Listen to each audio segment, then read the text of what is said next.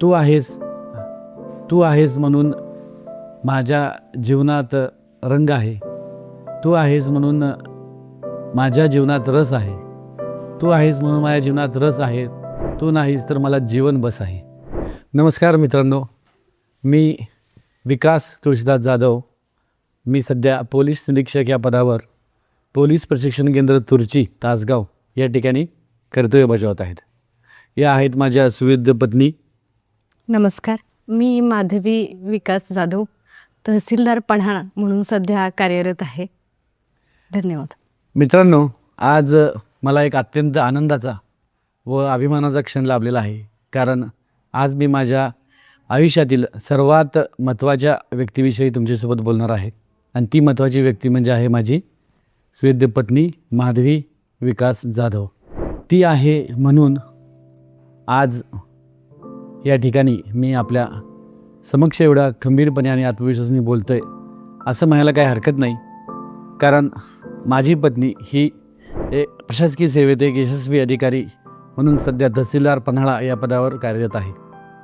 तहसीलदार पन्हाळा म्हणून काम करत असताना तिच्याकडे येणाऱ्या लोकांच्या विषयी किंवा लोकांचं म्हणणं ऐकून घेणं, ते त्यांचं म्हणणं जे काय आहे ते समजून घेणं व त्यांना प्रामाणिकपणे न्याय देणं, या सर्व जबाबदाऱ्या ती अतिशय यशस्वीपणे पार पाडतेच. त्याचबरोबर माझी पत्नी ही एक जबाबदार पत्नी, प्रेमळ आई व समजूतदार मुलगी म्हणून देखील तिने तिच्या आयुष्याच्या प्रत्येक टप्प्यावर यशस्वीपणे काम केलेलं आहे. माझी पत्नी जेव्हा स्पर्धा परीक्षा देत होती किंवा काही आमच्या आयुष्यामध्ये काही आव्हानात्मक प्रसंग निर्माण आले, त्यावेळी ती प्रत्येक वेळी माझ्यासोबत अतिशय खंबीरपणे आणि आत्मविश्वासाने उभी राहिली व मला मार्गदर्शन करत राहिली. ती आहे म्हणूनच मी आज आपल्या समक्ष या ठिकाणी इतक्या आत्मविश्वासाने माझ्या भावना व्यक्त करतो असं म्हणायला हरकत नाही. माझ्या आयुष्यात आल्यानंतर तिच्यासोबत असण्यामुळं माझ्या आयुष्याला एक वेगळा रंग मिळाला. माझ्या आयुष्यात एक प्रगतीच्या दृष्टीने आम्ही वाटचाल केली. प्रत्येक माझ्या प्रसंगामध्ये, प्रत्येक अडीअडचणीवेळी किंवा प्रत्येक माझ्या यशामध्ये तिने अगदी सिंहाचा वाटा उचललेला आहे. ती आहे म्हणूनच मी प्रत्येक प्रसंगाला किंवा प्रत्येक अडीअडचणीला सक्षमपणे समोर गेलेला आहे.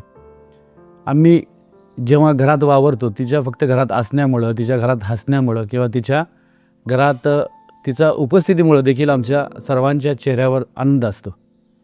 तिचं काम करत असताना किंवा आमच्या मुलांच्या विषयी तिची काळजी घेताना किंवा त्या माझ्या आईवडिलांच्या विषयी किंवा तिच्या आईवडिलांविषयी तिची कर्तव्य पार पडत असताना ती अतिशय प्रामाणिकपणे ती कर्तव्य पार पाडते.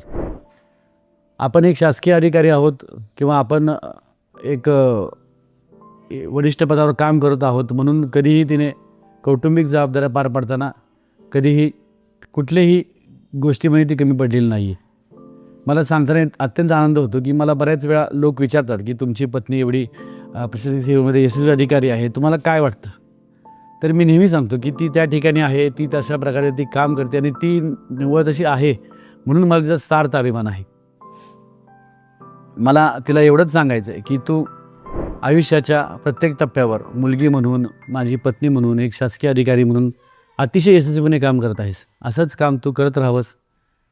आम्ही नेहमी तुझ्यासोबत आहोत. आम्ही सोबत असण्यापेक्षा तू आमच्यासोबत आहेस, तू आम्हाला मार्गदर्शन करत आलेले आहेस. तू दाखवलेल्या रस्त्यावर आपण सर्वजण चालत राहू आणि तुझ्या असण्यामुळेच मी माझ्या आयुष्यामध्ये यशस्वी होणार आहे याची मला पूर्ण जाणीव आहे. तू आहेस म्हणून आज मी या ठिकाणी एवढ्या आत्मविश्वासाने बोलतो आहे. हे अगदी जरी बरोबर असलं तरी तिच्यासोबत माझ्या आयुष्यात अन्य काही महत्त्वाच्या स्त्रिया आहेत, त्यांच्याविषयी थोडंसं हितकूच करावं असं मला वाटतं. माझ्या आयुष्यामध्ये सर्वात महत्त्वाची व्यक्ती पत्नीविषयी तर मी आपल्याला बोललोच.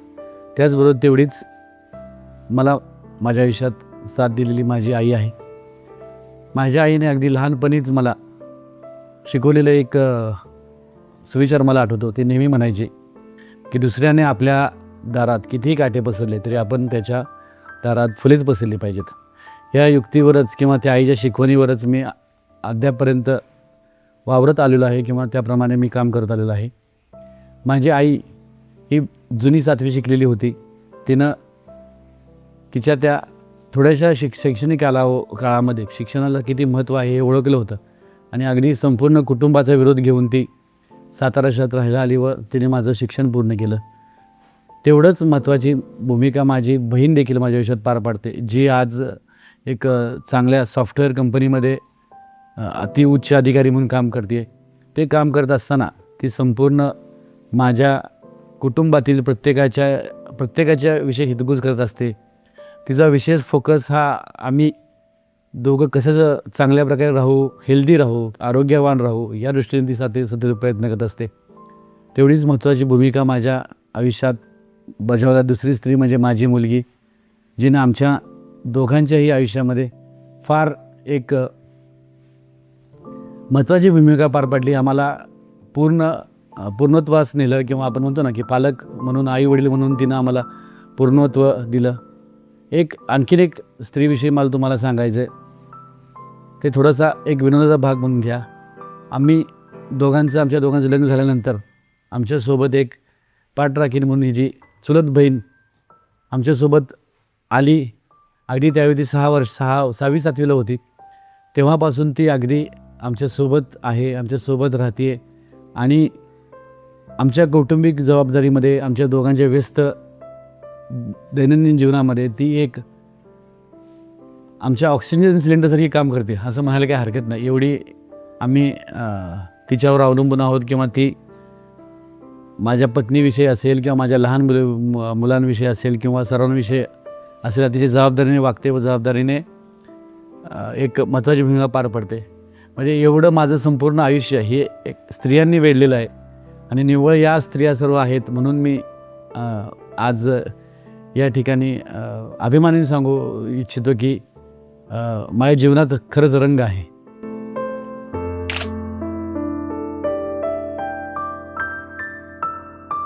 महिला दिनाच्या खूप खूप शुभेच्छा तुला. धन्यवाद. मला तुझा सार्थ अभिमान आहे. थँक्यू.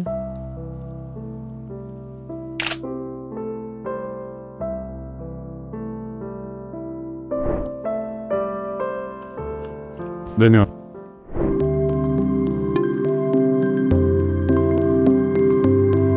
आनंदी क्षणांचा गोडवा वाढवतं वारणा श्रीखंड. श्रीखंड म्हणजे वारणा श्रीखंड.